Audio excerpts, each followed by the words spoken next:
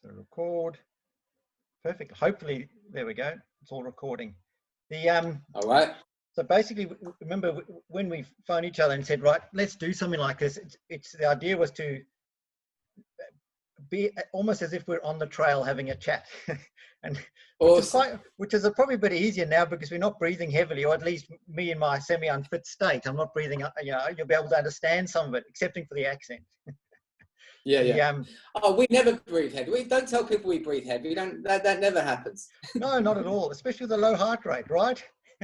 Yeah, like super low heart rate, just cruising up the hills. Yeah, because you know what it's like when That's everyone sees you running into the checkpoint. Your chest is, and you're feeling great. Oh, I'm on fire. And you leave the checkpoint. Yeah. Oh my God, I'm exhausted. In fact, that's probably a couple of things that we're going to chat to on the way. So I've got a small list here of some of the things to try and chat about that hopefully are going to help you guys. And then you guys have also got questions to fire at me. So I think the first thing that I'll do is I'll hold this up, and I'm not sure if you can read it or not, but basically I'm going to call it the triangle or pyramid of success, right? So just take it back just a little bit because I can't see the words underneath. Oh, no, you can't see the words because of my bad handwriting. Right. No, I can see it now. So physical, mental. What does it say? Physical, mental, rest, and nutrition, right?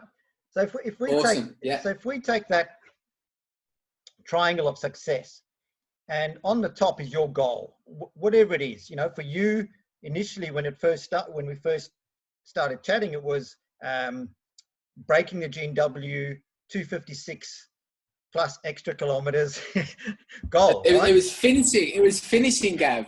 You know, running through the dark and making surviving. So that's what your goal was, right?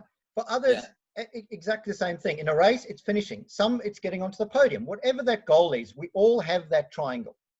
Now, supporting that triangle, we like to speak about the 4 pillars of success. The first pillar is physical, and that's the part we all love doing. That's getting out there, doing the physical training, not so much the strength training, but we like going out the trails and running and enjoying ourselves, being physical, because that, you know, produces endorphins, and it's a happy place and time to reset our mind and leave all the stresses from life behind. And so that's the easy part to train. The next part is the mental aspect, the second pillar, right? And that's visualizing the course. I mean, you know the GNW, you would have thought, okay, this is what it looks like in checkpoint 1 to checkpoint 2. Visualizing yourself running it, visualizing yourself finishing, training your mind that what you're doing is normal. The other thing, you know, part of that mental is, what's it going to be like when I'm running that section and it's pouring with rain and it's slippery? How am I going to be then? You know, if it's a headwind and I'm running into it along Conjoy Road, it's steaming hot. How am I going to? That's training your mind. That's the mental aspect. The third aspect is rest. You know, if you do too much physical without the rest, you're going to become injured. So you're going to get to the race and you're going to have a niggle. And chances are you're going to DNF because of that niggle, not because of anything else. Okay, so rest is the third one. Now, the fourth pillar is nutrition, which thankfully people are realizing now is important and they need to focus on it. And that's why we're having this chat. Now, the reason why we've got, you know, the physical and the nutrition on the outside is if you picture your triangle being that way, and if you haven't focused too much on your mental side or your rest side, you're still going to reach your goal, but it's going to fall down in the middle a bit. It's just going to be a lower goal. However, if you don't do any physical training and you go and try and do the GNW, the pyramid's going to crash. And exactly the same with the nutrition. If you do not nail your nutrition for race day, you're going to crash. Okay, so those two are very, very important aspects. And as I said, luckily now people are starting to go, well, hang on. It's not just a question of do the physical training. Yep, I'm fit, I'm ready. All right, let me go and race. You know, even if it's a 10K, a marathon, half marathon, they're now realizing that, well, hang on, you can't just keep asking this body to do it without helping it achieve what you're trying to do. And that nutrition is not just the race day, it's recovery as well in between your training sessions to get the most of each thing. So if we remember now about that triangle, and on our run now on the trails, we're going to chat about how we do all of those things, because nutrition does tie into all three of the other pillars as well. And slowly we'll start to see why. So a couple of things to start with first, though. We're going to, I guess, try and dispel some myths that are out there initially. So there's a few myths, and the first one is, you know, you'll hear it all the time on the trails, and we see it a lot in the US videos, you know, when we're watching Western States Mile, and it's great movies, and they got bucket loads of salt tablets there, and the guy's running along goes, oh, I'm cramping, I've got to eat salt, and he throws salt in his mouth. The other one is, you know, you would know all the triathletes, they go along and they go, oh, I'm cramping, there's a salt spray they put on their tongue, and suddenly the cramp's gone. Salt does not prevent cramps. What it does when they're doing that with their tongue and spraying, it's breaking the neurological message between the brain and that muscle, but the muscle's still busy cramping, and that can lead to further injury. So, you know, cramping is usually a sign that, guys, there's something wrong. What you're doing, you need to change slightly. Now, there's no exact science that proves what has created cramping. We do believe that it is a domino effect. There's a number of things that come together to add to it.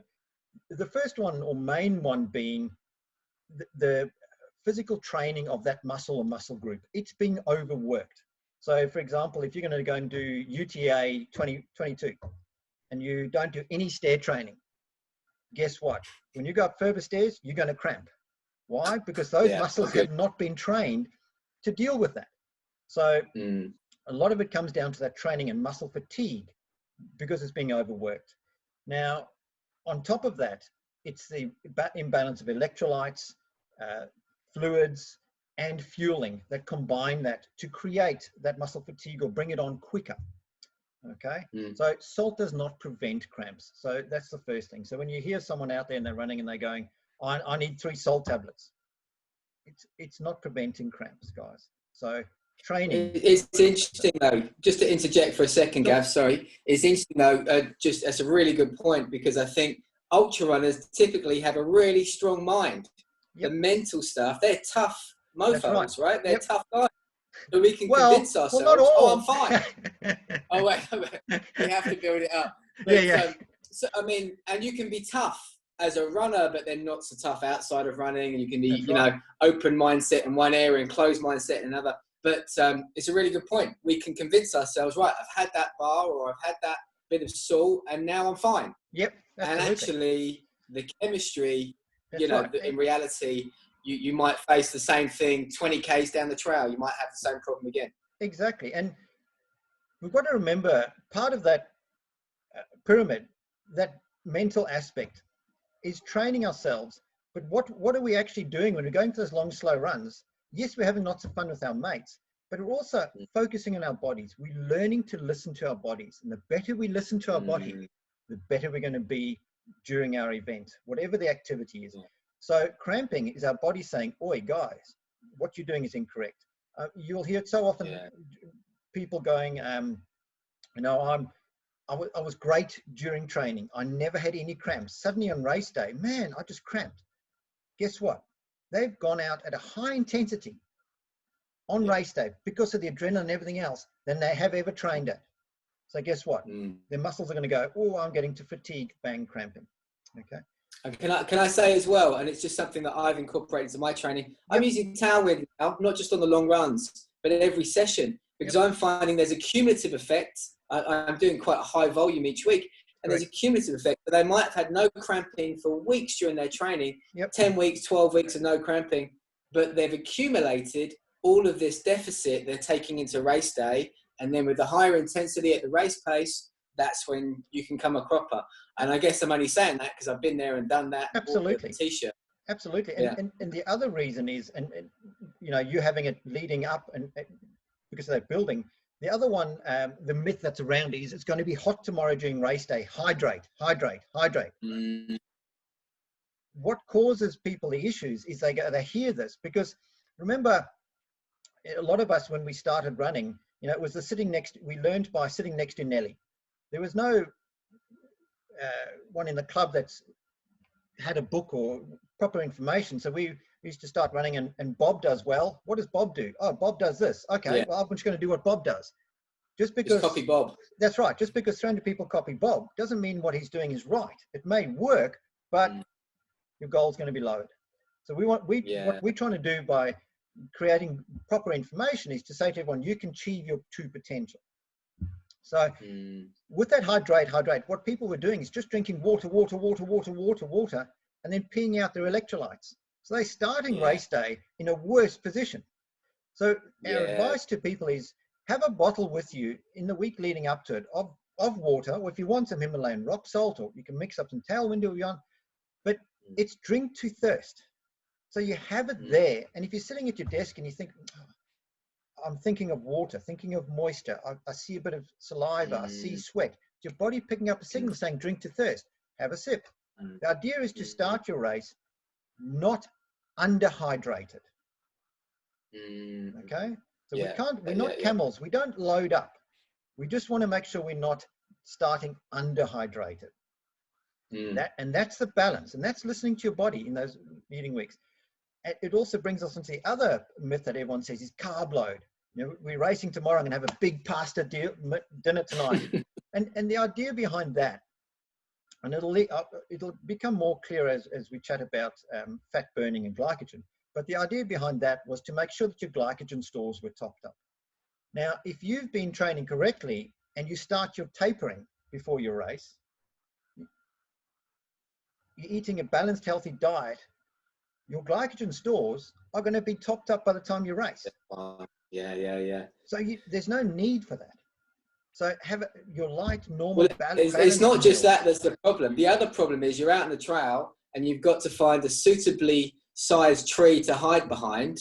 And then you've got to do the balancing act where you've got to hug the tree. Yep. Like Brad Smith is hugging a tree. You've got to hug the tree and one arm for Brad. Make sure one arm, and then you've got to squat down. You've got to make sure you're not squatting on an ant's nest or any other reptiles. Or the night before 100K, having your pasta is a recipe for have not some, fun.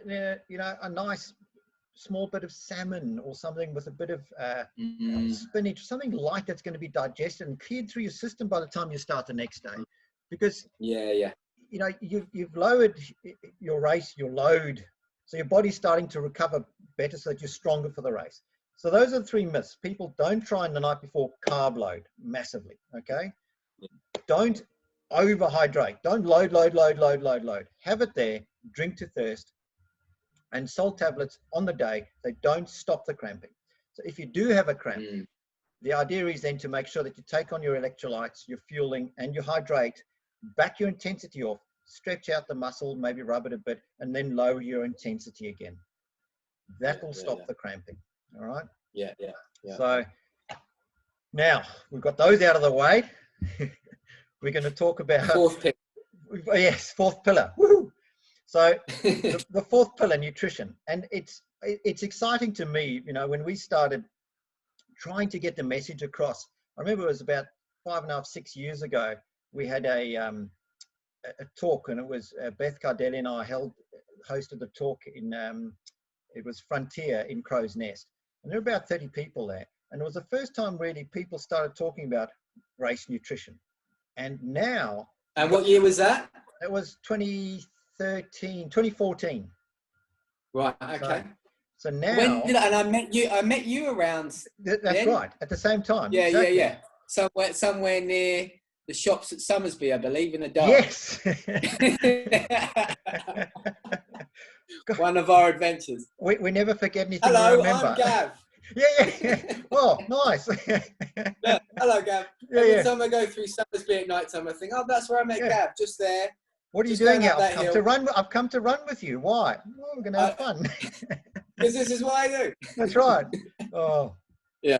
So, and even I remember 6 foot as well now. Like, so if you go to 6 foot, the expo the day before, before we started sponsoring them, you go to the expo and talk to someone, what are you taking for race day? Well, I don't know. I haven't thought of anything yet. But now you go to the expo, people have got a plan and they're carrying something. And it's exciting to see that people are realizing they're now going to start reaching their true potential, not their minimized one. So fueling during exercise, it's very different to you and I sitting here now, right? If we had a big pizza next to us, we could hoe into it, no problem. During our run, we could hoe into it, no problem. Sitting, no, low heart rate, we're probably going to digest about 400, maybe 450 calories an hour. So that's digesting. So if we picture, it's a funnel, that's our stomach, we're throwing the pizza in, 400 coming out at a low heart rate, right? Yeah. Now running or during exercise, everything about us as endurance athletes is effectiveness and efficiency. So we don't run with our hands like this. Well, sometimes we do downhill. You do a bit of this on the downhill. Exactly. Yeah. Or if we're excited to see you, hey Joe! Yeah, the checkpoints. Gavin! Exactly. That's right. So why don't we do that? Because it burns excess energy. So everything is about form, maintaining balance, relaxing, and it's exactly the same with our stomachs. So during our exercise, blood is diverted away from our digestive system to assist the muscles to carry fuel around and do everything else that the body's doing at once. Okay? So during exercise, our bodies can only digest 200 to 300 calories an hour maximum. That's for everyone. Okay? So it's a very important number. If someone's listening to this now and you've never heard it, write it down, put it on your fridge, 200 to 300 calories an hour maximum during exercise. And I've tested this, Gav. This is thoroughly tested. Get into the basin, checkpoint 2 or checkpoint 3 at 4 in the afternoon. Burger, 4 veggie sausages, and then round, trying to get up those stairs, and nothing. Zero energy in my legs, because all that energy goes to try and process that food, and your energy's gone. That's right. So, and the reason too much in is just gonna That's right. And the reason is, if we're sitting here and we put the pizza in, it's just going to take a lot longer to come through the bottom of the funnel. It's fine. Put it in there and we run. Guess what's happening? It's going, I don't like this, Joe. Have it back out. And I remember watching the very first video of the GNW, and it was, I forget who made it. It was after Conjoy, going up the comms tower, right? People puking. It's a famous place for people puking. Why? What have they just done at that checkpoint? Conjoy. And then they go up to climb. They're working hard, so even less blood than normally when they're running is in the stomach, and they've got all the stuff sitting there, and they're trying to digest it. The stomach just goes, have it back, mate. Just remember, 200 to 300 calories an hour maximum during exercise. You can go and test it. For 1 or 2 hours, maybe 3 hours, 400 calories an hour, not big issue. But I guarantee you, after that, you can start throwing up. So in endurance sport, it's actually better to have less, because you can always add calories in. What's your stomach going to do to you? Part of our training is listening to our body. What's your stomach going to say if it hasn't got enough calories and it knows it can digest more? It's going to go, hey, Joe, I'm hungry. You're going to go, let me have some more. And I've got some runners in my club, Gav, in Manly Training Club, that have learnt that lesson the hard way. 98 Ks into their first 100K. God bless you, Annalena, for when you watch this video. I know you love all the running videos, and it was a joy to pace you, Annalena, but she puked up on my shoes at 98 Ks.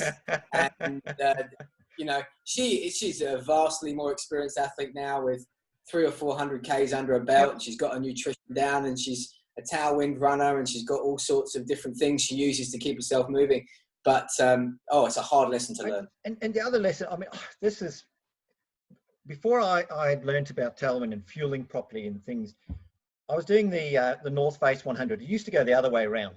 And the last leg was 11 Ks, and it's from checkpoint, which is now checkpoint 5, still checkpoint 5. At 89. That's right. Queen Vic to the finish. Yeah. That's right. So, and I was feeling strong, and I was, I ran into the checkpoint. I said to the crew, no, I don't need anything, just a bit of water. It's just a normal training run left. And I was running, and I was hammering, and we had music pumping, and I was flying. Just before you get there, there's like a little, almost a walkway, and then there's a sign that says 1K to go. And it was like I had seen my fuel stores go from green to orange to red. and I stopped, and I had to sit down. 1K to go. I couldn't breathe. Yeah. I'd run out. And what I'd run out of, I hadn't run out of fuel. I'd run out of glycogen. Okay, so this brings us on to what goes on during our training. So all of us have fat stores in our bodies. Even the skinniest people have plenty of fat stores. You know, we could go for days and days in the fat stores. But to burn that fat, our body uses glycogen, okay, which is glucose stored in the system. So it uses glycogen as a spark to ignite that fire. And as endurance athletes, our goal during a long, slow training, etc., is to train our body to be most fuel efficient on the fat stores and burning minimal glycogen. Yeah. If we go and do a sprint, we're burning maximum glycogen, minimum fat. Okay. If we do a heavy heel session, maximum glycogen, minimum fat. But as endurance athletes, we're not sprinting the whole time. So we're trying to burn maximum fat, minimum glycogen, because glycogen is what's going to run out. All of us only have about an hour and a half to 2 hours of glycogen stores in our system. Can I just interject again? So it's that zone 2 training, Gav. Correct. And I for my guys listening to this, zone 2, that's the happy spot. Your nice, easy endurance, maximum fat, low glycogen. Yeah, sorry. And that's what we're trying to do, is train that so that we're burning maximum fat, minimum glycogen. So we all only have an hour and a half to 2 hours glycogen in our systems. And what happens if the glycogen runs out? We bonk. We've all done it before. We've all gone to that point of, oh my God, I mean, I had 1 kilometer left of a 100K race and I could not get to the finish line. Like, you know, it's mine to think back. We've all been there. Yeah. It's a kilometre, 1,000 metres. It's a bloody long way when you've done 99 already. That's right. I think it's fascinating. I think it ended up taking me something like 25 to 30 minutes to finish that last kilometre. You know how painful that was? But I learned. Mental anguish. And that's why I learned. And now, when I start a race, I start sipping. When I do not stop till I've crossed that finish line, all the way across. And then I have my last sip, and then it's good. So it is vitally important for everyone to remember 200 to 300 calories every hour of exercise. Right now, with the last hour, even the last hour, absolutely, yeah. So with Tailwind's a unique thing to fuel with, because it's liquid nutrition, right? So you're mixing it in your hydration, and what we say to everyone is, 2 scoops or 1 sachet is 200 calories mixed with all your electrolytes you're going to need, and mix it in however much water you would drink if drinking to thirst every hour. And the way to do this is go out on a long training run, mix up a thing of Tailwind, and this training run is purely to focus on what are my signs and signals of drinking to thirst. Seeing moisture, thinking of moisture, dry lips, thinking I need to have a sip. I think about beer. I think about beer. It's your body saying, give me some, give me some. Yeah. Because our body's telling us what it can handle. Okay. That's drinking to thirst. It's not waiting till I'm, oh my God, I'm parched, then drink. No, it's learning to pay attention to your signals. And once you do that, at the end of that hour, see how much you've drunk. For most people, on average, under normal conditions, it would be 500 mils of liquid. So that's why we recommend everyone to start off using Tailwind as 2 scoops, which is 200 calories. That's not at the high end, mixed into 500 mils of water. And that's basically a soft flask, isn't it? That's one of their front soft flasks, 500 mil. So it's one of those. And yeah. I know through my training, 500 mils, it suits me perfectly. So I also know that through training, 200 calories is not quite enough for me, but 250 was too much. So I've halved that. So it's about 220 to 230 for me is spot on. And then I know all I have to do is every hour, just simply go through one of those. It does not have to be complicated, guys. That's one of the reasons for me is like a very kind of simple run. Sorry to interrupt again, Gav. No, there's no interruption. We're on the trail. We're running around, and you're chatting. This is what we do, right? We interrupt each other on the trail as well. But I think, we're both good at talking about this stuff because we're passionate about it. Because we both discovered it. You know, you helped me discover Tailwind, and For me, it's something that transformed my running. But I think that's the great thing is it's simple. 2 scoops in your soft flask, boom. Right? Absolutely. I mean, I hear, you know, I remember the days before Tailwind was created. You used to run along with your watch, and every 15 minutes, beep, beep, have this, have that, have that. 2 watches, 2 watches. Yeah, you have your right. GPS watch and your other watch. Yeah. And then after 8 or 9 hours on the trail, you start to get tired. Your mind's not thinking as much, and you're going, did I take that? I did it? No, I don't really feel like taking it, so I must have taken it. So I won't do. And guess what? You get to 99K, get to 99Ks, and you can't move anymore because you weren't consistent in it. So I can elaborate even more on that, because you'd have your GPS watch and you have your digital watch that would bleep, and you'd have 2 things. So you'd have water here, right, or water in your backpack with your hose over the top. Then you'd have 2. Sometimes your pacer is carrying them for you if you're lucky enough to have a pacer, and you'd have. I won't name the product, but this one, which was your carbs, and then this one was your electrolyte. So you'd have like water, carbs, and electrolyte. You have 3 different containers, and you're going bit of water.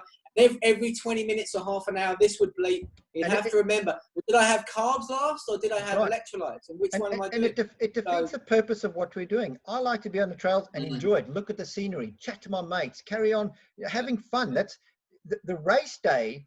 Should be your absolute cherry on top. It should be the total fun, the culmination of all that hard work. Today is just fun. There's no hard work. It's having fun, enjoying it. So you don't want to have to focus, where am I up to now? No, you're just focusing on, wow, this is great. I'm loving what I'm doing.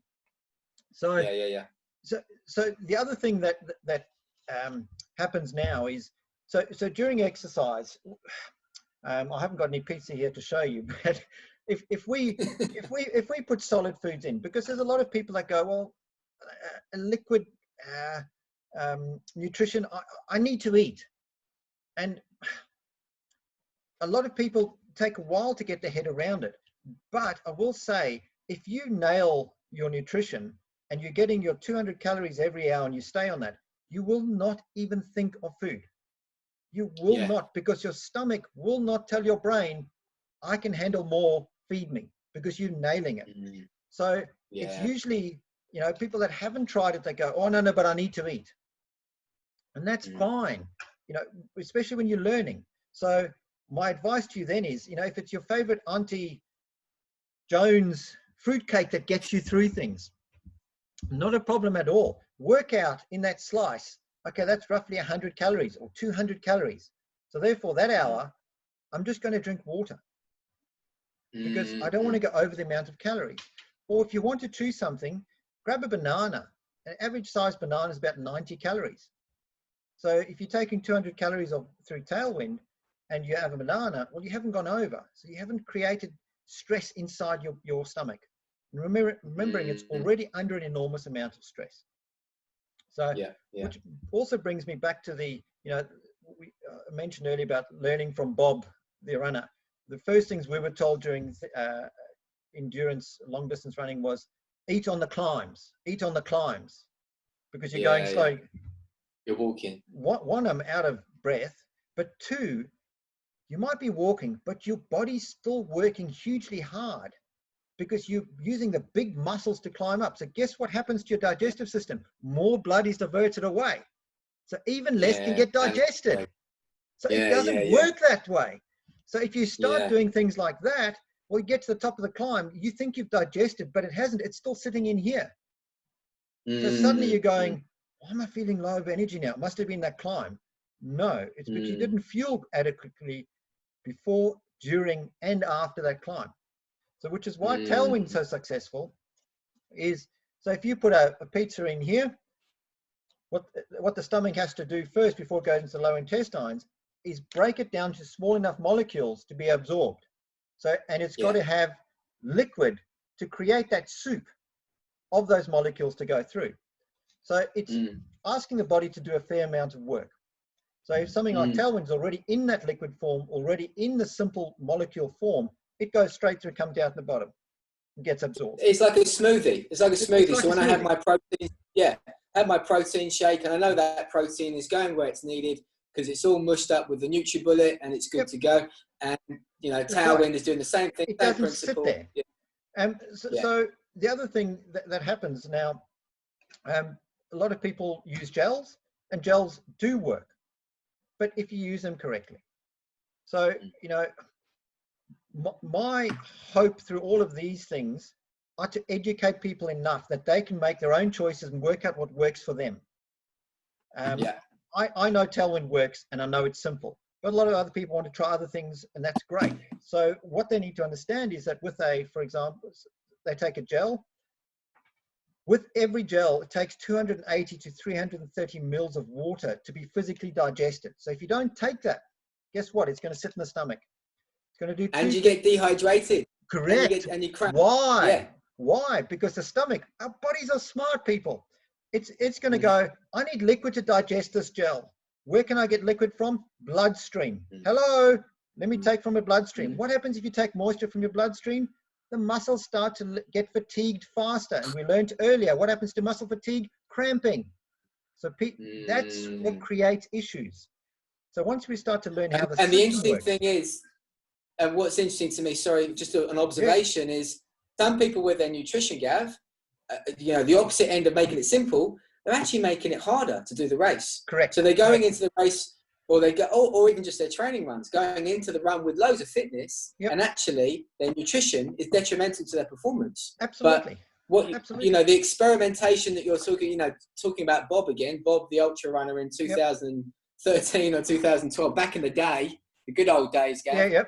I think when it was copying Bob, it was all this experimentation. In a funny kind of way, we're reaping what we've done 10 years ago. Correct. From going out and puking at the communications tower.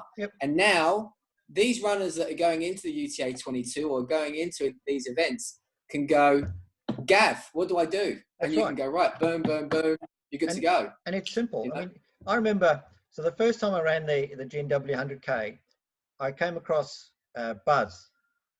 What a magnificent guy. Legend. And there's about 4 other people around. And all 4 of them were all throwing up in the bushes. Going, wow, these miler guys are tough. They just puke and they keep running. It was like that was normal. Well, it's not normal. No, but I think that was back in the day when the GNW was in September. Yes. But sorry, November. November. That's right. So it was 2009, 2010. And that was an infamous year as well. Yep. But puking up was. That's right. You know, all the running books, all the ultra runners. You know, the Dean Karnazes. You know, all those books were all about how Dean Karnazes would go for a long run and puke up everywhere. Absolutely. Because he was eating Papa John's pizza. Yeah. But it's not right. It's once we learn to listen to our stomachs and our bodies. Whoa. Suddenly it's so much easier. And a lot of the new runners that come in nowadays and start, they go, wow, this is a lot easier. I don't know why you guys are complaining. But it's hopefully through programs like these that we're teaching people and saying, right, guys, this is how you're going to do it properly. So So the other thing that now happens that we've learned about our stomachs is if you combine into there your hydration, your fuel, and your electrolytes, and the electrolytes, main ones being sodium, potassium. Well, guess what your body does? Your body goes, now I can actually absorb more because in the lower intestines, we have sodium potassium pumps. So instead of stuff just going straight through, it now goes suck, squeeze, because the sodium potassium pumps are activated. So not only is it sucking more in, it's now pumping both directions. So you're absorbing more, which is why a lot of people say, when I'm using Tailwind, I actually feel more thirsty. Yes, because your body's saying, I can have more. So learn to listen to how systems work. And then you start to notice, okay, now I'm feeling better. So you don't want to feel heavy. You should be feeling light the whole way and consistent. There should not be. Well, so you feel consistent. That's backed up by my experience, which is I'm getting to the checkpoints now. I'm obviously having my Tailwind between the checkpoints, and my strategy, my nutrition strategy, Gav, is a little sip of water. Little cup of water at each checkpoint to supplement the Tailwind because everything's going through so quickly. So it's that little sip of water is actually That's something I love to do as well at a checkpoint. Is I have sparkling mineral water because the effervescence it just gives that bubble and that fresh. So I have that just before I leave the checkpoint. One, it's got sodium in it, so it gets absorbed quicker. But also, a bit of a glug of that, it restarts me mentally for, right, I'm fresh, starting the next leg, off I go again. So I don't need to carry, you know, a lot of people say, I carry water separately, and it's better if you don't. But I can understand some people wanting to carry water separately. Occasionally on those really hot days, I do carry water separately, but that's more spray over the head, you know, that kind of refreshing thing, because you spray a Tailwind over your head, it refreshes you. Not so much. It might be absorbed, and then the sodium will stop your cramping, remember? Well, absolutely. Maybe there's a benefit. Maybe it's some kind of, you know, we haven't tested it. We don't know yet. That's it might right. be really good for you. So, so I, you know, doing things like that helps. And that brings us on to the next thing, which is, you know, so we've now learned of how the body works and the stomach digestive system works during exercise, and how we can listen to it. So now we start talking about something that's so important, is that mental strategy, the mind. So the mind is, and I'm going to say it slowly because it's very important for people to realize, it is the largest consumer of energy in our system. Okay. The brain is the largest consumer of energy in our system. It only fuels on glucose. The brain only fuels on glucose. So guess what it does? If it's not getting enough glucose, guess what, Joe? It's fuzzy. That it gets fuzzy, and it'll say, Joe, that knee injury you had 10 years ago, you haven't felt for 10 years. Your knee's hurting. You're going, oh my God, it never hurt. Why is it so sore?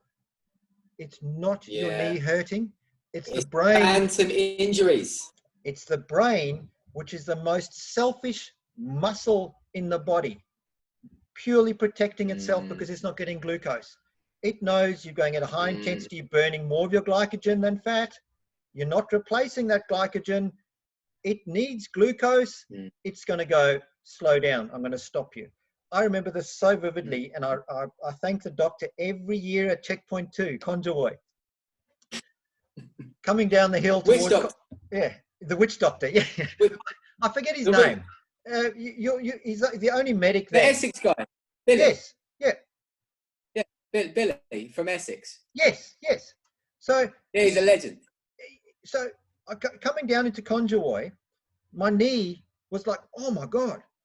I had to walk sideways down the hill, and then my brain starts going, because I was doing the 100K, you've still got another 50 Ks to go. It's going to get night. There's technical areas. How am I going to get through? This is going to be unsafe. So by the time I got to checkpoint 2, my race was over. I walked in, I said to her, no, my race is gone. My knee's totally gone.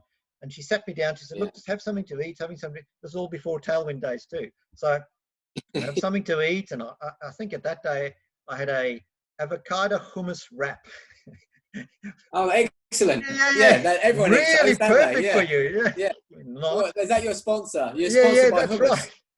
So, but that's because Bob had said having fat, which is healthy fats, avocado, all those things. Bob's got a lot to answer for. Got a lot to answer for. So anyway, so I'm sitting down there, and she calls a medic over. He comes and he takes my knee, and he goes, "Where's it sore?" And I told me, twist it that way, twist it around. He goes, no, you just need a cup of concrete. Get out there.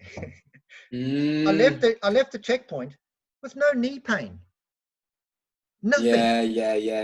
But I'd spent the last 8 Ks with this massive mind. You made a big story in your head. Correct. You built this narrative of, and so now I'm weak, and then my family are going to think I've wasted their time, and I've come here and I've upset everyone. Correct. And, you know, I'm and a terrible runner, and maybe it's my last race. Yeah. Yep. And we've all been into those dark places. Now, take what we said slowly. The mind only fuels on glucose. Okay. Yeah. How do we stop all this thing happening? 1, Tailwind works in 3 ways. 1, you're sipping glucose or sugars, simple sugars, continuously. So every time you take a sip, the receptors in your mouth go, hey brain, you're good to go. The brain goes, I'm getting glucose. Gav's a happy man. No knee injury. So but it's true. Do it again. What is it? No. Well, you've got to have that. Yeah. So and then it's gone through the receptors, goes into the stomach, is easily absorbed. So in our systems, we have transport mechanisms for simple sugars. So it gets absorbed straight away. Whereas something like a gel, 90% of them use a man-made carbohydrate called maltodextrin. Now it's a long chain. Well, other than the chemicals, it's a long chain carbohydrate. Yeah. And the marketing thing is it's slow release. Now our body does not have any maltodextrin transport mechanisms. So it needs to break that long chain carbohydrate down into simple forms or simple carbohydrates to be able to be transported and digested. So your body's got to work harder to break it down. So it's not slow release, it's hard to achieve. We go back to the beginning of the conversation, everything about endurance training and running or exercise is about effectiveness and efficiency. So why then are we making our body work harder? Yes. Because of Bob. Because of Bob. Marketing. So sitting here in my desk, not exercising, sugar? No. Simple sugars? No. Any form of sugar? No. Exercise? Yes. The brain only fuels on glucose. Even and what does the brain do again? What does the brain do when it keep going, Gav. Happy runner. So everything's good. Everything's good. So even if you are one of those athletes that lead a lifestyle of, not having any forms of sugar, and you're operating in, I've just gone mind blank what the term is. Ketosis or whatever. Operating in full ketosis the whole time. During exercise, having a product like Tailwind will not affect your ketosis. Yeah, your body is burning glucose. People are obsessed with that, aren't they? They're obsessed with ketosis, and I mean, it's a similar thing with the salt. People are worried about too much salt. And when you're out there on the trails and you're attacking mountains, the normal rules don't apply anymore. Right. You are not on the couch eating peanut M&Ms. You know, it's a different... Is it correct? The other interesting thing about salt is we all have a unique sodium content in our system, as unique as our own fingerprint is. So mine is totally different to yours. And you'll see some guys when they're finished and they're caked on salt on the outside and they go, I should have had more salt. Well, generally, it's because they've got a high salt content in their diet and their system, and the body during exercise does not require so much, so it pushes it to the surface. And then when it needs it again, it brings it back in, reabsorbs it. So start listening to our bodies, start listening to Bob.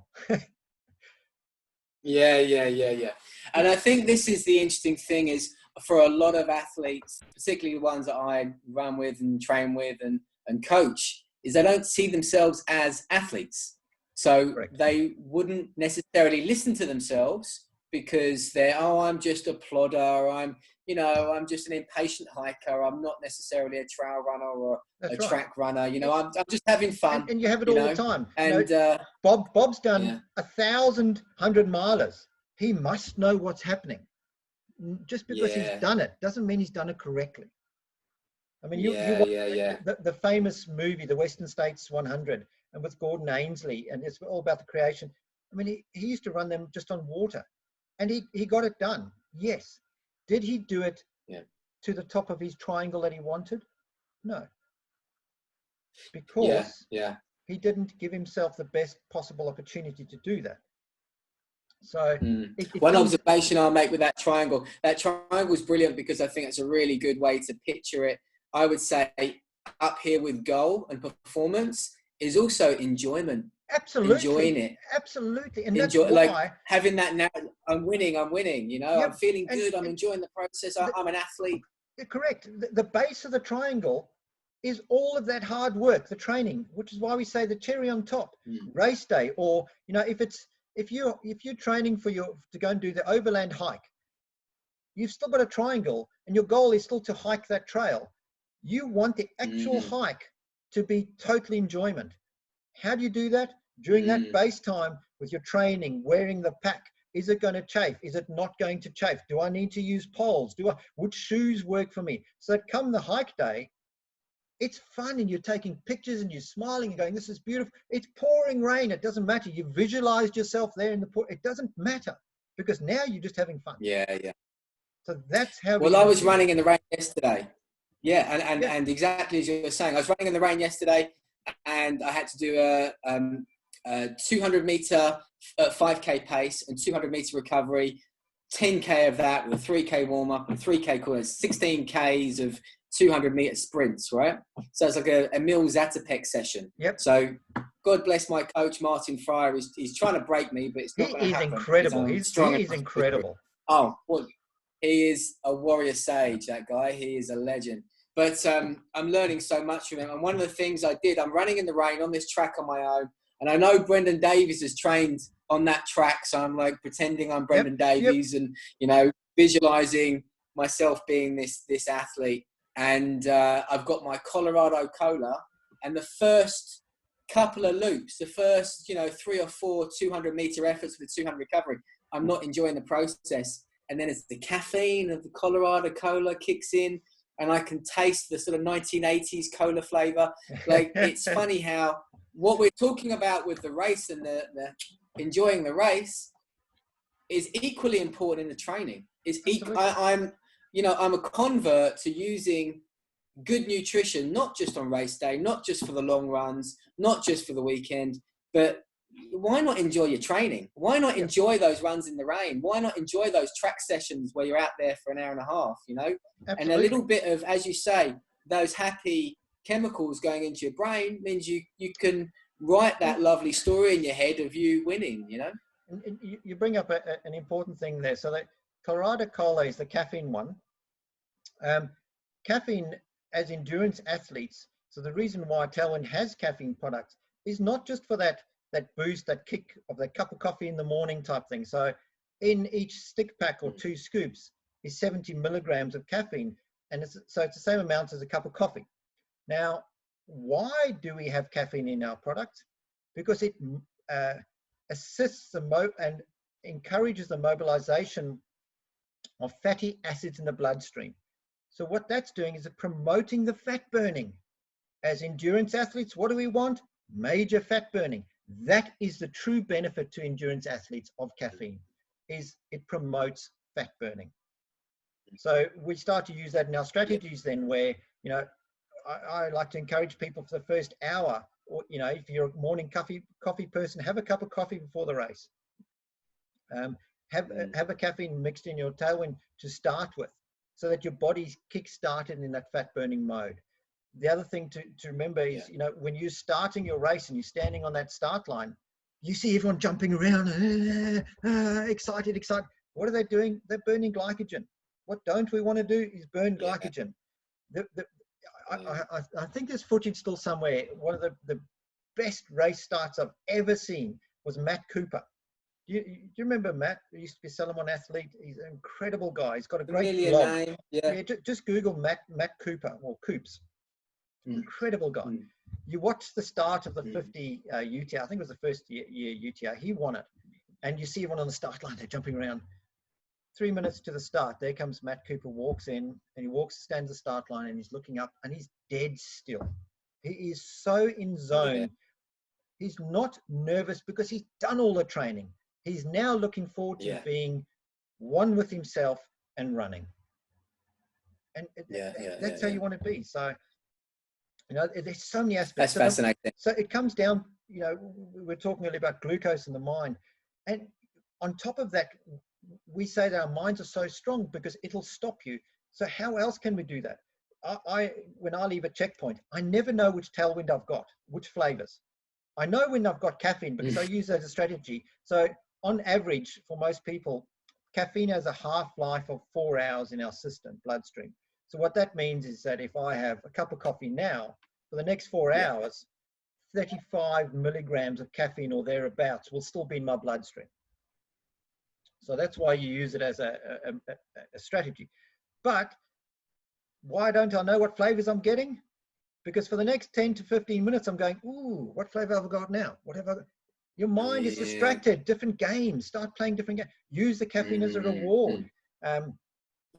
Start using the strategy. You and I always chat when we're on the trails about, if you can't take Muhammad to the mountain, bring the mountain to Muhammad. All of those, the great things from Muhammad Ali, the affirmations, quotes, absolutely. They are the brain. What we want to try and do is train the brain to think that what we're doing is absolutely 100% normal. So you would have heard of the central governor theory. The central governor theory by Tim Noakes. If you look at any half marathon or marathon, the finish line, the last kilometer, there's people that can't walk. They are exhausted. They're out of energy. They've got nothing. And then they see the finish line and they can sprint. Why? How? It's because their mind has gone, oh my God, thank God, I'm not going to die. I'm going to get glucose again soon. Go. And it releases you. So what they were studying is, well, is muscle fatigue controlled by the brain? Not. So in other words, the brain tells the muscle that it's tired, not the muscle telling the brain it's tired. And why is the brain telling the muscle it's tired? Because it's not getting enough glucose. So it's going to make you slow down. Okay. So therefore, if the brain can control the muscles, is it therefore an emotion? Is fatigue therefore an emotion? And therefore, if it is an emotion, emotion can be controlled and taught. So what we're trying to do during our training is teach our brain from the very beginning that what we're doing is normal. It's going to get to the end. It's not going to suffer. It's going to survive the whole race. You're going to be in this utopia of.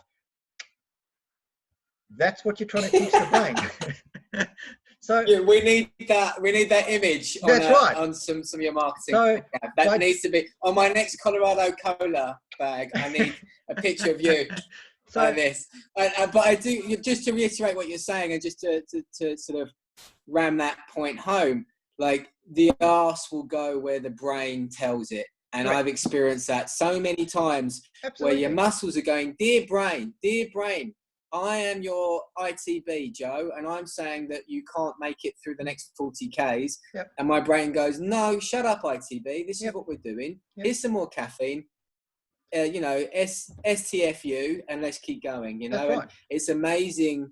It's that when you have that muscle-mind connection, or mind-muscle connection, maybe we should say, actually, as long as the mind's happy, as long as this is working, and it's that bad water scenario where they have those, they're running in 45 degrees on the road, following a white line, but they've got a little towel around their neck, with some ice in the bandana, keeping their jugular cold, so the blood going up to their brain is cold, so their brain's going, I'm fine, whilst their body is falling apart. But because their brain's happy, that governor is saying, all is well, all is good. The brain controls everything. So we need to make sure that, one, we've trained it, which comes back to our pillar. The mental aspect. You need to control that. So it needs to know the whole way it's happy. Secret to that, glucose. Keep it knowing that it's not going to suffer. Okay? So it is hugely important. Taking that further now, we start going, okay, so we've got our mental strategy in place. We've taken Tailwind. We now need to work out some race planning. So we look at a race and we go, you'll be able to help everyone here. How do we do it? So we now know 200 to 300 calories every hour. So when we look at a race plan now, we no longer look at it's going to be 28 kilometers to that checkpoint. We need to look at it and plan it as in time. So how long is it going to take me to get from A to B? If it takes me 3 hours, I need to make sure that I have my 230 calories every hour for 3 hours. So I'll need to carry 1.5 liters of fluid. Each one has 230 calories in. Every hour I go through that. I always carry a bit of spare. So you'll use different strategies in how you're going to work that out. Some of the great ideas are, if you run with a bladder, a lot of people go, oh, I don't like that because, and I've seen it, I've done it. I've come to the end of a run and gone, God, I drank so much, and you pull the bladder out and it's still full, and you're going, I really thought I had drunk, but you haven't. Okay. So a good way to counteract that is go home, put 500 mils of water into your bladder, take a sip and spit it out in the sink. Count how many sips it takes. For me, it's roughly 12 sips. Okay. Now we go back to the watch counting. I don't like doing that, but if I'm using the bladder, I'll count my first 6 sips, and then I'm chatting to Joe, and we give each other a hug on the trail because we're happy, we're going along. And then I go, shit, what number am I up to in sips? It doesn't matter. I start at 6 again. So 6, next one 7, and I get to 12. So at least roughly every hour, I'm roughly getting my 500 mils in. So what I'll do is a strategy, for example, GNW's, the first leg is 28 Ks. It's a fair amount to carry with you. So what I'll do is I'll start off with my bladder and have a liter in that, and then the 2 soft flasks. So what I'll do is I will drink the first 500 mils of the bladder. Then I'll go into my soft flasks. Then for the rest of the day, I have a backup 500 mils ready mixed in my bladder. So I don't need to take it out at the checkpoint and refill it, etc. It's already in. And that's my backup. So if everything goes wrong and I'm taking slower than I expected to get to that checkpoint, well, I've got another hours extra in my system as a backup. So there's planning strategies like that. The other way I do it, and I remember, I forget which year, we ran into the checkpoint 1 together. Or no, you were ahead of me. And I saw you that's right. You're kissing everyone. And at Watergan HQ. That's right. And you're missing. Beck was taking a photo of me. Beck was taking a photo, and I was like, "Don't take a photo now. This is the worst checkpoint. I just feel so tired." And then I ran in. She was so gracious. And I left. And you're going, how the does he do that? Why, what do you mean you're leaving already? Because it's if you got crew, it's easy. But I know for the next leg, I need 2 soft flasks. So what people need to start doing is, you can usually tell the checkpoint's coming up. So if get your empties out, get your wrappers or whatever you need out, empties. So when you get there, hand it to them, grab your new ones. You don't need to pack it in there and then. Start walking out of the checkpoint. A checkpoint is there purely to refuel. Okay? It is not there. And this is the hardest thing for people to understand, especially for your first time. You've been on the single track by yourself. You might be in a bad place slightly because you haven't been giving full glucose, and you're feeling a bit tired, you're feeling sorry for yourself, and your energy is a bit low. You come into a checkpoint, it's like there's this bubble of energy in there, and they're cheering and they're clapping and wow, you're looking great, you're looking great. And subconsciously your mind goes, I don't want to ever leave this place because I'm feeling so great. So you'll grab a chair, and before you know it, 10 minutes has gone past. And honestly, it will feel like a minute, but 10 minutes has gone past. Now, take, for example, the UTA 100, 5 checkpoints. If you spend 10 minutes in each checkpoint, that is an hour onto your race time. For what? A lot of faffing, unnecessary faffing. That's right. So checkpoints are there as a nutritional strategy. They're not there for rest. Rest on the trail as you just walk slower. Don't stop and sit down, just walk slower. That's your rest. Checkpoints are there as part of nutrition. So what I do, I've got to tell you, the ultimate checkpoint. Sorry, go on. No, you go. You sure? The ultimate GNW checkpoint I saw, the best I've ever seen, was Andrew Vise. Yes. He ran into the checkpoint, took his bag off, put another bag on because he was sponsored by Salomon, right? If you can afford it, you get 2 Salomon bags and you just swap at the checkpoint. But that was just the most incredible. It's almost like the checkpoints are for the other people. They're for the other people. They're not for you. Correct. But why should we be? You don't need those 2 packs, because what you're doing at the checkpoint is just getting your fuel. So now if you know that your bladder, so for example, using a bladder. So, these are part of the strategies. When I'm running into that checkpoint, I'm using a bladder and I know I'm going to have to refill it. I will take off my backpack, turn it around so it's on my chest. While I'm running, open up everything to access the bladder. So when I run into that checkpoint, fill, turn around, walking out, closing it, packing it away. Bang, got 30 seconds. Why else are you there? Yeah. You're not there to go and have the cream buns and the soups. And I'm not saying this because it's purely racing. I'm saying this for anyone. If your goal is to finish before cutoff, get in and out of that really checkpoint straight away. If you're there and your goal is to walk the 100K at UTA and just finish it, do not stop in checkpoints. Get your fueling and go. They are there as nutritional aids. That's it. And that brings on to another. It's a really good point, because a lot of people will say they don't need these little tips because they're not racing, and it's not a case of speed or a case of position. It's a case of success. Are you going to finish? And the mind is a powerful thing. And if you're in and out of the checkpoint in 10 seconds, then your mind goes. You haven't got the risk of sitting down. That's right. The mind goes. No, and I think, beware the chair. Beware the chair. Sitting is quitting, right? And picture this, right? Picture this. During your training, you think, okay, I'm going to go for a 3-hour-long training run or a 4-hour-long training run. But at the 1.5 hour mark, I'm going to sit down for 15 minutes. I'm going to go back home and sit down for 15 minutes. How likely are you to get out and go and do the rest of that training run? Yeah, that's not going to happen. What do you think is going to happen on race day? Whether you're trying to walk it to finish, what do you think is going to happen with your mind when you sit down that checkpoint for 15 minutes? Your brain's going to go, you don't really want to do this, and you're reluctantly going to get out. Try and do that 3 times in a row, and by the time you get to the aquatic center, your brain's going to go, no, it's getting dark, it's cold. No, mate, stop.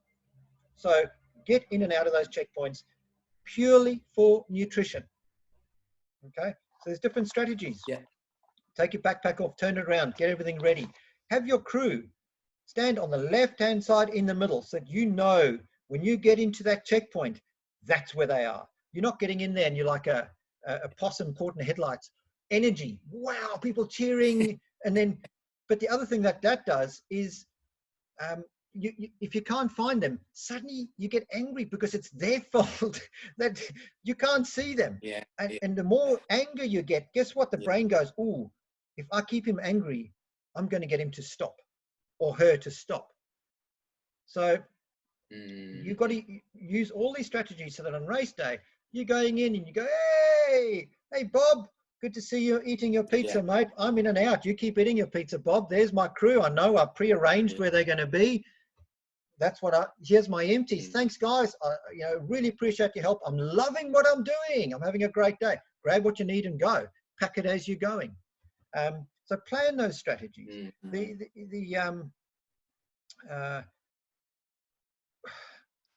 thing that slows people down the most is checkpoints. It keeps people there. So use it as part of your nutrition strategy. Plan it. So if I'm doing a race where it's self-supported and I don't have a crew, I don't always use a drop bag because that takes time to go and find it. And your strategy is there where people have different colors, they put flags on them, all that sort of thing. I think of checkpoints as they are aid stations. They're not rely on stations. So what happens if that truck with your spare gear breaks down and you get there and suddenly your fueling is not there, or I wanted my favorite jumper at this point to wear, my favorite training shirt, and now my whole race is gone because my favorite training shirt. So I try and carry everything myself if I don't have crew. So what I do is I will put 2 scoops of Tailwind into one of these soft flasks, no lid. Roll it up, put an elastic band over, keep that on me. All I need is water. So if I go past a water source, on G&W, there's that beautiful water tank at the top before you go down to Conjoy. The water is always ice cold. Fill up. I've got another one. Ice cold water going along Conjoy 200 Road. meters off to the side though, that one. 200 meters off. No, the one before that.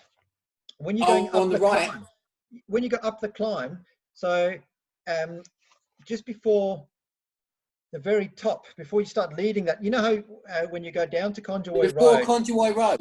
Yep. So before Conjoy Road, you've got the one that goes 200 meters off to the left. Now, before that one, you know how you've got that nice, beautiful single track all the way down. Yeah, yeah. At the very top of that, before you get to the bath.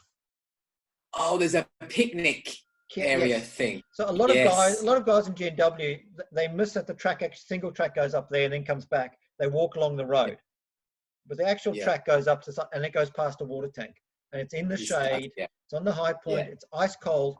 So by the time I get to Conjoy Road, I've got a pretty much ice cold drink on the hottest. You're giving away a lot of secrets here, Gav. You're giving away a lot. If they ever bring back GNW, they don't run that course anymore. So yeah, I know. Sadly, but you know, so now, for example, UTA, this is great advice, because Dumfries, you can't. You're on your own there. You can't see your crew at checkpoint 1 or checkpoint 2. So carry, you know, I know that I'm going to take 2 for the next leg to get me to the 6-foot track leg. So I will mix up 2 of them. When I get near that checkpoint, you're running down that steep hill, I will take off the empty ones, undo the lids, because now I'm going to use those lids for my new one. Stow the empty ones away, and then I'm running into the checkpoint, bottles ready to go, water, all I need is water. I'll run into that checkpoint shouting, water, water, where's the water? Because they are there to help me. They don't know what I want. They don't know what I need. So I'm telling them, it's communication. Where's the water? There, great. Fill up with water. Do your check-in. Normally, there's they want to check compass or something like that. So if I've got my bag off, ready to go, I've got these water, I'll go and fill up the water, show them my compass, walk out with an absolute mess. Doing my lid up, backpack back on, away you go. I'm 300 meters down the road before someone that's got there and decided, okay, now what do I need? Let me take off my backpack. Oh, you want to see my compass? Unpack, repack. It's just those strategies. And even if I'm doing it and I'm not racing, you know, I'm 99.99% of the runs we do are for purely enjoyment. It's not to try and race against someone else, but I want to enjoying it. The best potential that I can. And how is that? Not by stuffing around in a checkpoint, because that does not get me towards my goal.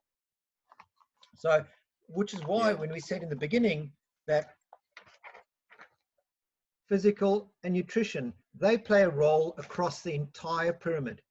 So you can see now how nutrition ties in, not just for fueling our bodies, but part of your race strategy and planning, because a checkpoint is there to refuel. No other reason. Yes, it's nice because people feel sorry for you and you go in and you go, oh, my leg hurts, and you get hugs and cuddles like you've never got before. And that's not really helping you get to your goal. And your goal is to finish that event that you signed up for 8 months before.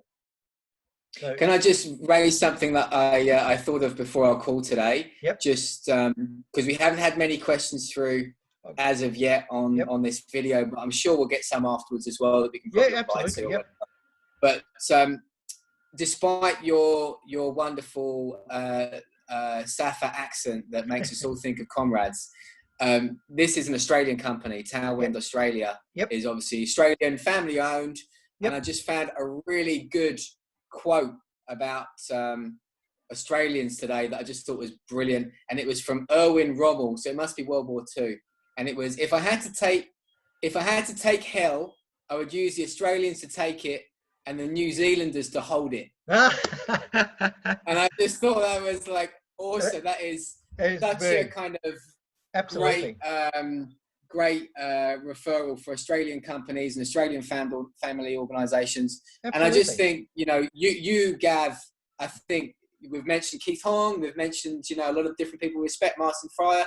I think a lot of those well-respected guys would be the first to say that you as an individual in the running community are one of those stalwarts as well, one of those warriors, one of those very supportive people that support the running community.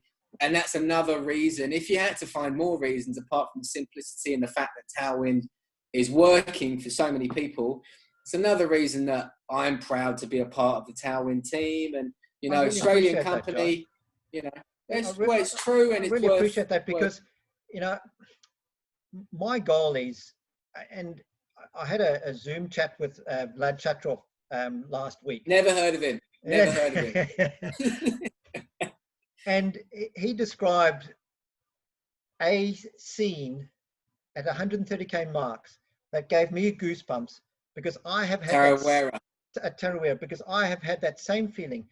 And that's what I want everyone else to experience, because it is the most incredible feeling. So as a prelude to the story of Vlad, because we're ultra runners, we like to talk ultra long. What you hopefully you've watched Back to the Future 3. Of course. And okay, so they're in the train and they needed to go faster. So he's been told by Professor to put the yellow log in, and suddenly yellow smoke comes out and the train goes woof, a little bit faster, and then it's got the green and then the purple. If you're not fueling correctly, that's what your body's doing. If your body's fueling correctly and you're fueling correctly, you're going to have continual energy all the way through to the finish. You're not going to have that explosive and then a dip, an explosive and a dip. So to get back to Vlad, he had just, it was about, I think he said it was 130K mark. And this guy's been running 5 to 5.5 minutes for 130 Ks, right? He smashed the Tarawera 100-mile record. And everyone, I was there, I witnessed it. Yeah. To watch Vlad ahead of Brendan Davies and everyone else by 10 or 12 minutes at the first checkpoint. I know. It just looked like, oh, Vlad's gone too fast. Everyone said that. Everyone's saying on all the comments, Vlad's gone too fast. Now, I was lucky. I was sitting in the background, one, knowing Vlad, what training he had done, and two, we'd worked pretty hard on his nutrition to get to that point. And I knew, no, he's not. He's running within himself. He's running how he trains and how he runs. Yeah.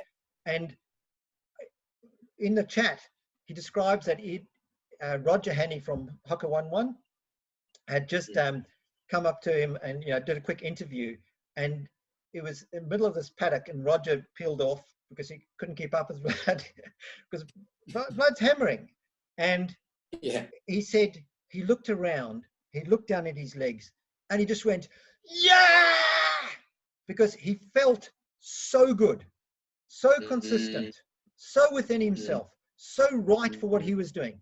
And that feeling is just, it is an incredible feeling. That's after 130 Ks. Now, if you nail your nutrition, that is what's going to happen. Now, if you think of it, our endurance sports, I'm going to say everyone here, we're dumb. Because we all start... Thanks, Gav. Yes, appreciate it. What a lovely way to start a point. That's right. Because we all start a race standing on that start line, knowing we're not going to win, but we give 130%. So what, therefore, is our goal? For me, I've done a lot of inward searching. My goal is to nail an event. And that means nail the training, nail the preparation, nail the nutrition, nail race day. So when I'm finished that event, I don't care if I'm the very last person to finish that event. I can sit back and go, my goodness, I have eaten that cherry whole. I have nailed that event. Because at 9 times out of 10, and you would know, every event you've done, you've come away and gone, I could have done that better.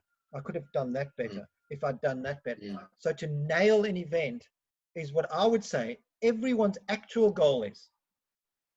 Whether it's a half marathon, 10K, 5K. Because we know we're not going to win it. Well, we don't start off with that goal of winning it. Your goal with doing your 48 hours and the track, you want to be the top. But subconsciously, you want to do the best possible that you can. And chances are, if you do, you've got the talent, you will be on top. But you've got to have that perfect race for yourself.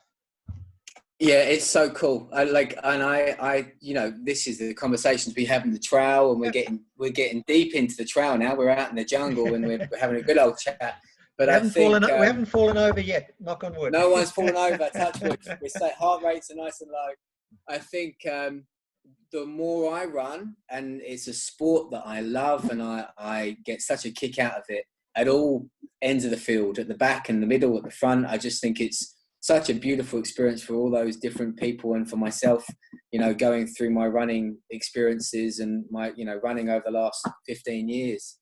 And I think that perfect, this is why we support each other. So Grant Brisbane is going for the GNW 250 next week.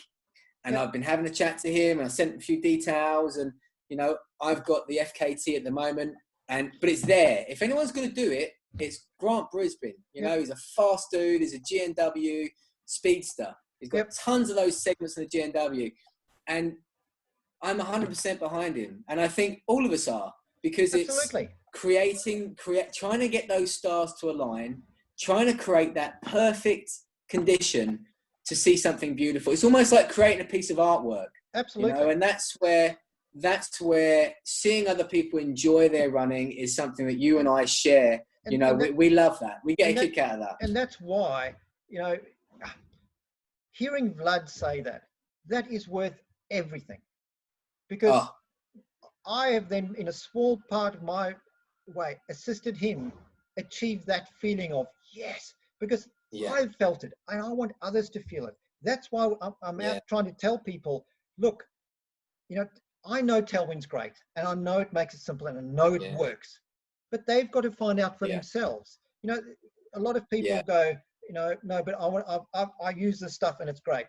Well, keep using it, but experiment a bit, play around, try and see what works for you, but find and do it correctly. Because if you do it correctly, you'll suddenly find, well, hang on, why am I performing so well? We have so many cyclists, customers, who write emails saying, everyone wants to know, why am I on drugs suddenly because I'm outperforming them?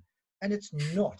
It's because they are now fueling themselves correctly. Lance, is it? Yeah, my buddy Lance. Funny enough, here's a side story. One of his sponsors, and this is an investment company in the States, is called Tailwind. Yeah. But it's got nothing to do with us. No. Yes. No. Back in the day, it was an investment company called Tailwind. Yeah, it's your fault. So it's, that's the goal of Tailwind. It was, Jeff Feeling that designed Tailwind. He created it because it took him a year he used to do 100-mile bike rides.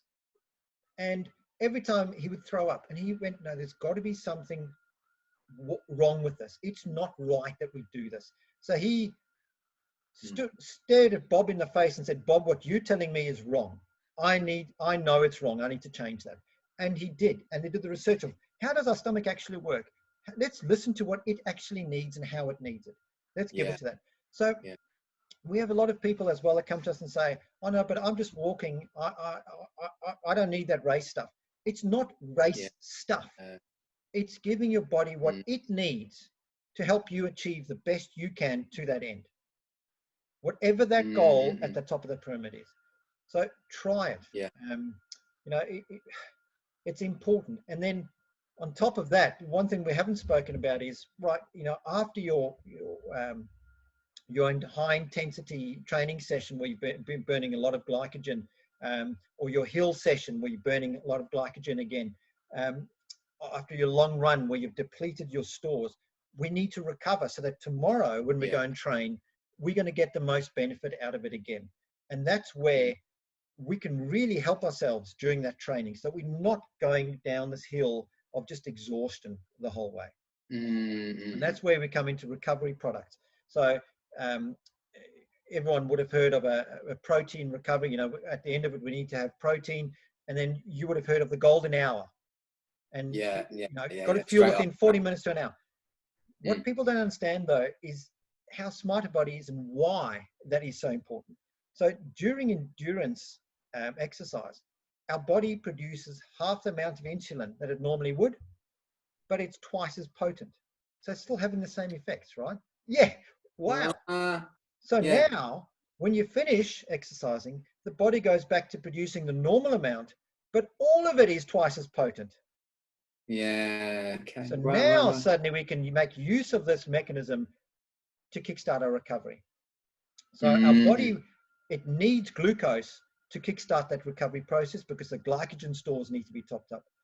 Protein, we need to rebuild those muscles. It's not going to rebuild those muscles during our endurance exercise. If you're doing something like weight training, absolutely. Protein during that, well, it's not just the protein, it's so our protein recovery product is a complete protein. In other words, it has the 9 amino acids in the right amount attached. Now, the amino acids don't occur naturally in our system. We have to ingest them. So why Tailwind is so successful compared to most other recovery products? And we only have 11 grams of protein in ours, whereas most are 35 to 47 grams, is if it's a complete protein, your muscle will use that. If it's not a complete protein, about 75% of that goes through your system as waste. So well, I know that Buzz is right into your recovery stuff, and he loves that stuff. And I've got a few of my guys that are really into it as well. You know, back at Queen Vic after doing some mount solitary repeats, you know, they're straight with the mixing the recovery powder. So that's really good. So it's important. You know, if you're not going to take a recovery powder or recovery drink, have something with glucose and protein in to eat straight away. If you've gone out for a long run, you know, on the trail and you've got to drive back home, a shake works easiest. But if you run and you run back home, go and have something to eat straight away. Take advantage of that double up insulin so that your body can kickstart that recovery, so that you're not, you know, I bring it to people's attention and they go, oh, that's all right. If they've done a long run and they haven't fueled correctly, and then they don't fuel correctly afterwards, comes that afternoon, they're tired, they're exhausted, they don't want to play with the kids because they want to sleep, and I just feel so exhausted. It's because they have depleted their system. And the system needs to be topped up before they get that energy back again. But if you fuel correctly during that long training run, and then you fuel directly afterwards, well, the rest of the day, go and play, go and do what you need to do, because your body's now going, oh, I'm recovering, it's okay. So if I can just say as well, like, you're so good at explaining it, Gav, and you're telling me things I haven't heard before. I've never heard about the insulin potency, which is fascinating, and that's why the protein is so good to have that straight away, so it's getting absorbed immediately. So the science behind that is fascinating. I just think from a coach's perspective, we're a little bit, you know, less inclined to go into detail, and we say to our runners, just do it, it works. You know, I haven't got the time, like, and that's really where I'm quite binary, I think, with nutrition advice and with training advice, is here you go, Mr. or Miss Athlete, this works, this doesn't work. And I think with the nutrition advice you're talking about, with Tailwind, with the recovery, with all these things, it just works. It like, there's no, when you start using it, it just worked. You're talking to a guy that was 2013 meeting you on a road near Somersby and going, I'm really tired, and how do you do this? How do you win this race, Gav? This is impossible. So now, you know, in a month and a half, 2 months time, I'm trying out for the Australian team. And it's no, you know, coincidence that having a look at my nutrition and trying stuff that works and helping my recovery and boosting my ability to eat and drink whilst I'm running has had such a massive improvement. So this stuff works, and that's what's really, it's just, and it's a pay it forward thing. We're not just saying it, you know, we're having these discussions simply because, you know, it's trying to get it out there. The message is important, but it's really nice to see runners succeed and runners do well and runners enjoy the process. But they've got to bear in mind too, it's not a magic pill. You've still got you've got to train. You've still got to do. Wait a minute. I don't want to do the physical though, Gav. That's right. But you said Tailwind will work. I'm not going to go and train. Well, it won't work. You've got to. It is integral with all the other aspects. And the idea about spreading the message is that you're going to improve overall by focusing on all of those aspects of it. It's it does make a huge difference. I mean, I know.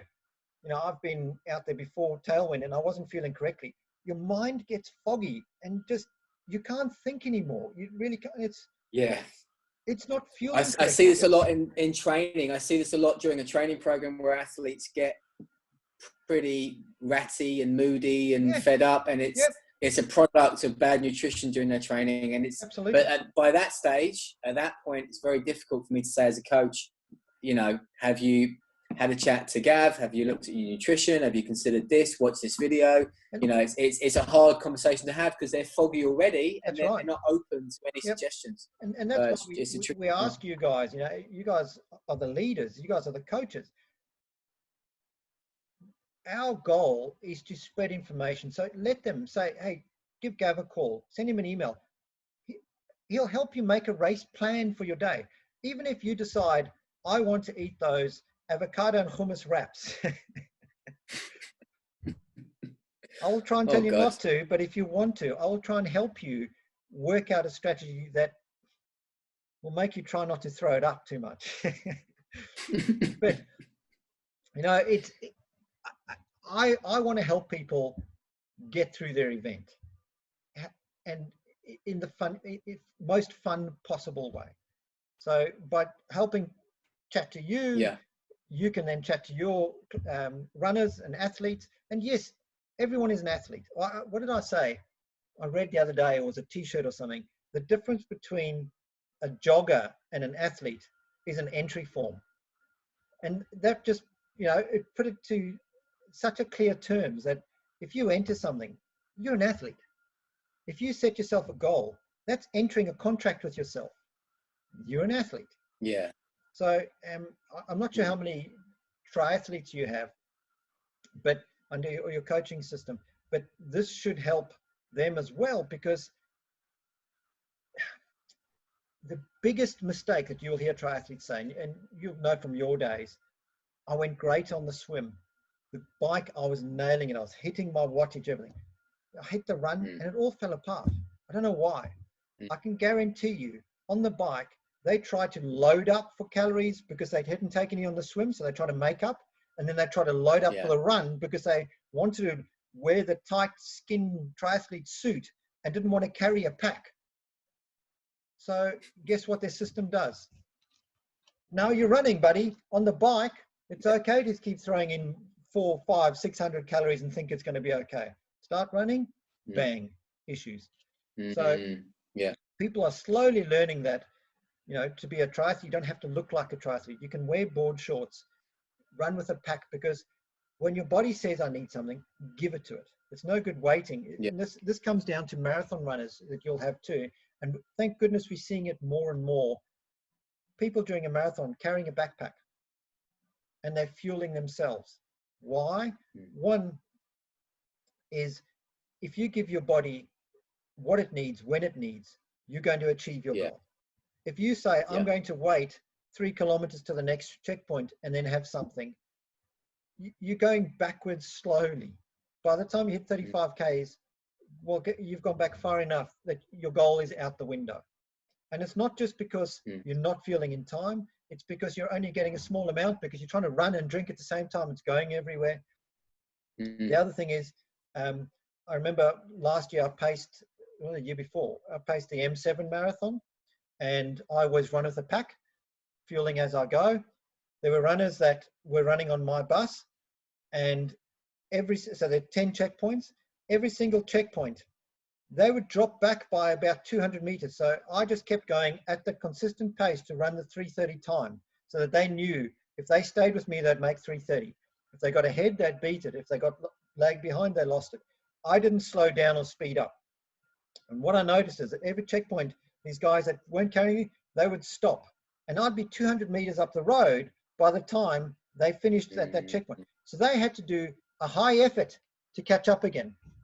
Times that by 10, that's 2 kilometers of high intensity effort during a marathon that they've had to do.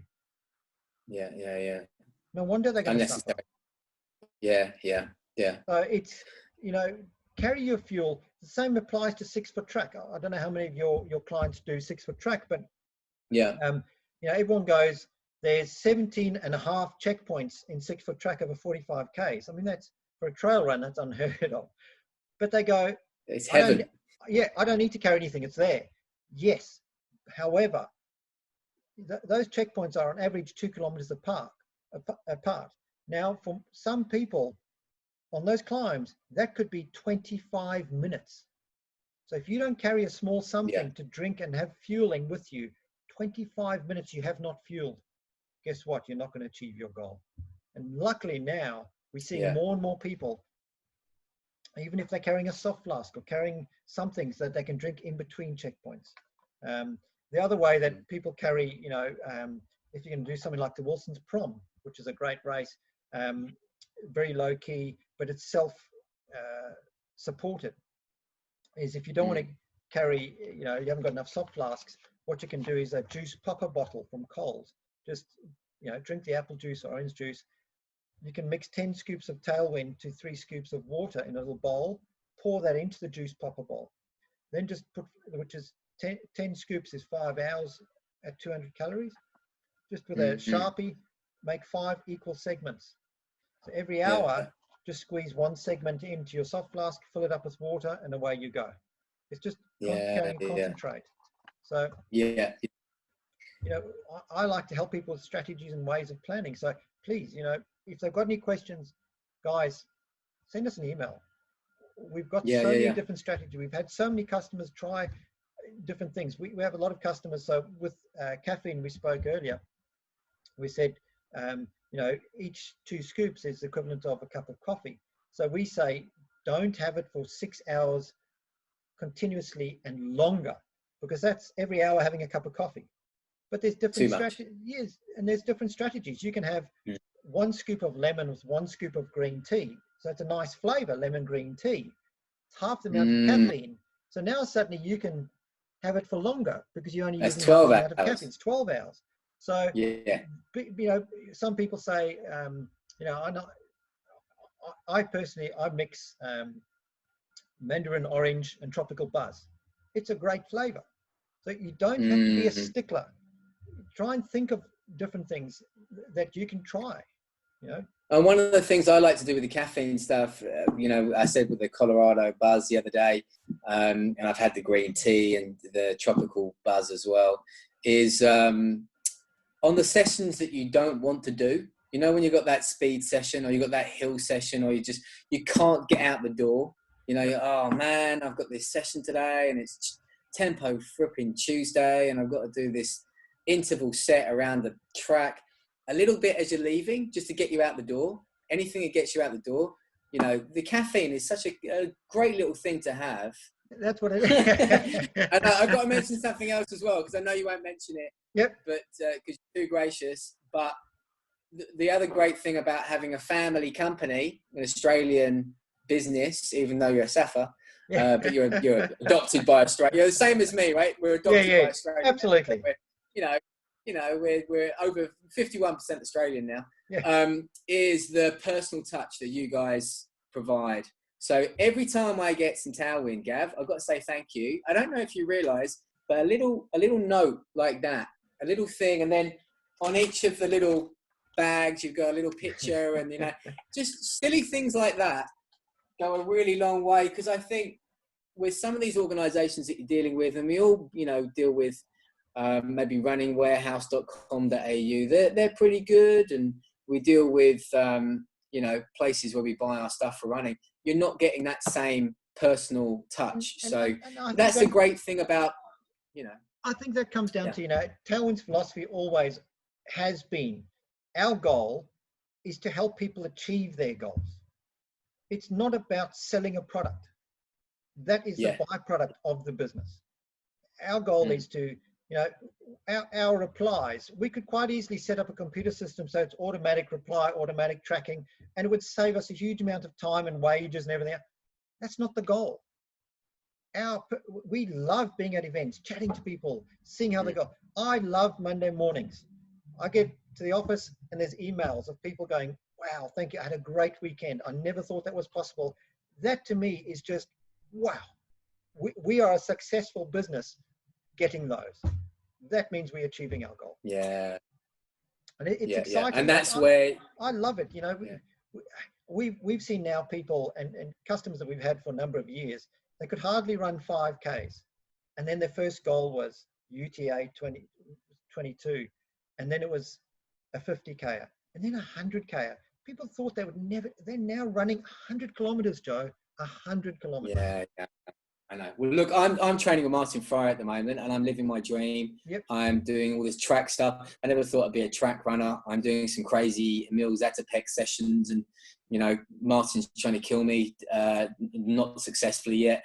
And I just feel that a lot of that success has been from the running community and the support I've had.